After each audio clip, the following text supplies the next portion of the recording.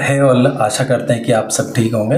आज की इस वीडियो में हम ऑस्ट्रेलिया के मेट्स वीज़ा के बारे में बात करेंगे और देखेंगे कि इससे जुड़े आखिरकार सारे सवालों के आंसर देंगे। देखेंगे कि इसे कौन कौन अप्लाई कर सकते हैं, इसके लिए रिक्वायरमेंट क्या क्या है, आप कौन कौन सी एक्टिविटी कर सकते हैं इस वीज़ा के अंदर, इसके लिए कितने प्लेसेस अवेलेबल हैं, क्या आप अपने फैमिली मेम्बर्स को भी ले जा सकते हैं मेट्स वीज़ा के अंदर या नहीं, आप कितने टाइम तक ऑस्ट्रेलिया में रह सकते हैं इस वीज़ा के अंदर, क्या आप अपना स्टे एक्सटेंड करवा सकते हैं इस वीज़ा के अंदर या फिर नहीं, और इसकी कॉस्ट कितनी होगी। तो ये सारे सवाल मैं ऑस्ट्रेलियन गवर्नमेंट की जो वेबसाइट है homeaffairs.gov.au, इसके ऊपर जाके इन सारे सवालों के आंसर कर रहा हूँ। ठीक है, तो चलिए हमारे पहले सवाल की तरफ जाते हैं कि इसके लिए कौन कौन एलिजिबल है। तो इसके लिए एलिजिबल होने के लिए सबसे पहले बेसिक रिक्वायरमेंट ये है कि आपकी एज है ना वो 30 साल से कम की होनी चाहिए। दूसरी इसके अंदर रिक्वायरमेंट ये है कि हमने पहले कभी भी मेट्स वीज़ा में पार्टिसिपेट ना किया हो। ठीक है, तो इंडिया में ये पहली बार लॉन्च हो रहा है, तो शायद मुझे नहीं लगता कि किसी ने पार्टिसिपेट किया होगा, क्योंकि लॉन्च ही पहली बार हो रहा है। तीसरी रिक्वायरमेंट ये है कि आपके आइल्स में कम से कम 6 बैंड हो, with not less than 5 bands, मतलब कि आपके 4 मॉड्यूल्स हैं, उनमें से किसी भी एक मॉड्यूल में 5 से कम ना हो और ओवरऑल एटलीस्ट आपके 6 बैंड तो हो। आपने जो ग्रेजुएशन की हो उसको 2 साल से ज़्यादा टाइम ना हुआ हो, यानी कि आपने रिसेंटली में ग्रेजुएशन की हुई हो, और ग्रेजुएशन भी की हुई हो उसके लिए भी फिक्स्ड फील्ड है कि आपने इन फील्ड से ग्रेजुएशन की हुई हो, जैसे कि renewable energy, mining, engineering, information and communication technology, artificial intelligence, financial technology and agricultural technology. In field में आपने अपनी ग्रेजुएशन की हुई हो।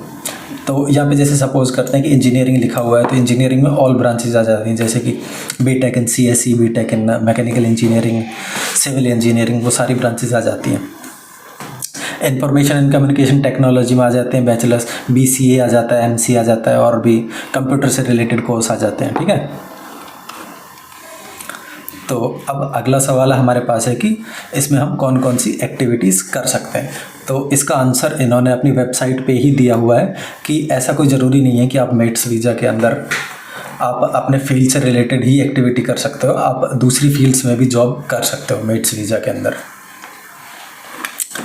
ठीक है, थर्ड हमारे पास क्वेश्चन है कि इसमें कितने प्लेसेस अवेलेबल हैं। तो इंडिया कंट्री के लिए इसमें 3000 प्लेसेस अवेलेबल हैं, और सबसे अच्छी बात यह है कि जो ऑस्ट्रेलिया का वर्क एंड हॉलीडे वीज़ा था सब क्लास 462, उसके अंदर 1000 प्लेसेस अवेलेबल थे, और जो उनके फॉरेन मिनिस्टर ने जो बयान दिया था कि उसके अंदर है ना इंडिया से लगभग 50,000 के तकरीबन 50,000 एटलीस्ट एप्लीकेंट गए थे, तो मतलब हर 50 में से वो एक को मिला होगा जो ऑस्ट्रेलिया का सब क्लास 462 था। इसमें 3000 प्लेसेस अवेलेबल हैं, तो अगर उसमें 50,000 गए थे तो उसमें उससे कम ही जाएंगे, क्योंकि आइल्स की रिक्वायरमेंट 6 है, और स्पेशल दिए हुए हैं कि आपकी ग्रेजुएशन को 2 साल से ज़्यादा टाइम ना हुआ हो, और ये हमारे कोर्स है ग्रेजुएशन के, तो इसमें लगभग मैक्सिमम 20,000 से ऊपर नहीं जाएंगे। टोटल जो बैलेट रजिस्ट्रेशन जाएंगे वो ऐसा नहीं लगता कि 20,000 से ऊपर जाएंगे, अगर हम ऑस्ट्रेलिया वीज़ा सब क्लास 462 जो वर्क एंड हॉलीडे वीज़ा था उससे कंपेयर करके देखें तो। थर्ड हमारे पास है कि क्या हम अपने फैमिली मेम्बर्स को इसमें ऑस्ट्रेलिया ले जा सकते हैं। तो इसका आंसर है जी हाँ, हम अपने फैमिली मेम्बर्स, स्पाउस या फिर डिपेंडेंट चिल्ड्रन को हम ले जा सकते हैं। फोर्थ हमारे पास क्वेश्चन है कि ये वीज़ा कितने टाइम तक वैलिड रहेगा, how long can visa holder stay in Australia. देखो, जैसे सपोज करो कि हमारे पास वीज़ा मिल जाता है ऑस्ट्रेलिया मेट्स वीज़ा हमारा आ जाता है, बस सबसे पहले तो हमारा बैलेट रजिस्ट्रेशन में वो रजिस्ट्रेशन सक्सेसफुल हो जाता है, उसके बाद इनवाइट आ जाता है, उसके बाद वीज़ा आ जाता है, तो उसके बाद हमारे पास 12 महीने रहते हैं। हमें उन 12 महीनों में ऑस्ट्रेलिया में एंट्री करनी होती है, और उसके बाद हम 24 महीने तक ऑस्ट्रेलिया में रह सकते हैं। और ये वीज़ा मल्टीपल एंट्री होता है, मतलब कि सिंगल एंट्री नहीं है, वो आप बार बार ऑस्ट्रेलिया में एंट्री कर सकते हैं। अगला हमारे पास क्वेश्चन है कि क्या मेट्स वीज़ा होल्डर अपने स्टे को एक्सटेंड कर सकते हैं या फिर नहीं। तो देखिए, इसका आंसर है जी हाँ, हम अपने स्टे को एक्सटेंड कर सकते हैं, लेकिन हम दूसरा कोई वीज़ा फिर अप्लाई कर सकते हैं। जैसे हमारा एक बार मेट्स वीज़ा एंड हो गया तो हम दूसरा कोई पर्टिकुलर वीज़ा है ना, तो उसके लिए अप्लाई कर सकते हैं, मेट्स वीज़ा में दोबारा पार्टिसिपेट नहीं कर सकते। ठीक है, या तो हम कोई सब क्लास 482 देखें या फिर कोई और देखें, अरेंज करें एम्प्लॉयर, वो है। ठीक है, इसकी कॉस्ट कितनी होगी, तो अभी कॉस्ट के बारे में इन्होंने कुछ बताया नहीं है कि इसकी इतनी एग्जैक्ट कॉस्ट होगी।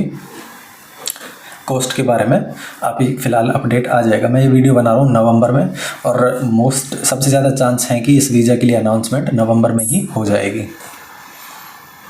यहाँ पे लिखा हुआ है लेट 2024, तो या तो नवंबर एंड या फिर दिसंबर में स्टार्ट हो जाएगा इमेज वीज़ा। और अगर आप पूछना चाहते हैं कि इस वीज़ा से रिलेटेड कोई और सवाल, तो आप कमेंट में पूछ सकते हैं। मैं पूरी कोशिश करूँगा रिप्लाई करने के लिए। ठीक है, thank you, thanks for watching.